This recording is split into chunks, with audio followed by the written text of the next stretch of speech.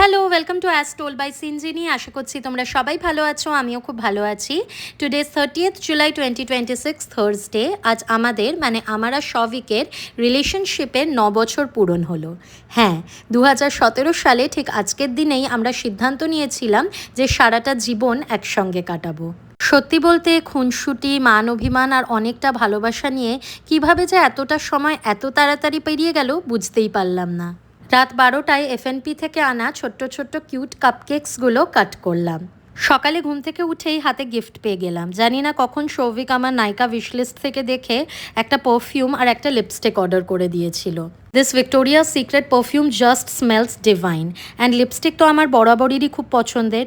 এইটা কে বিউটি আর ফাল্গুনি সেন পিককের limited edition. Anniversary special dinner করতে আমরা বাইরে কোথাও যাইনি, কারণ শভিক অফিস থেকে ফেরার পর বেরোলে অনেকটাই দেরি হয়ে যেত।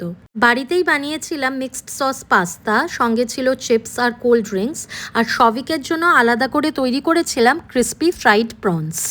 মিক্স সস পাস্তার রেসিপি তোমাদের সাথে আমি পরের ভিডিওতে শেয়ার করে দেব।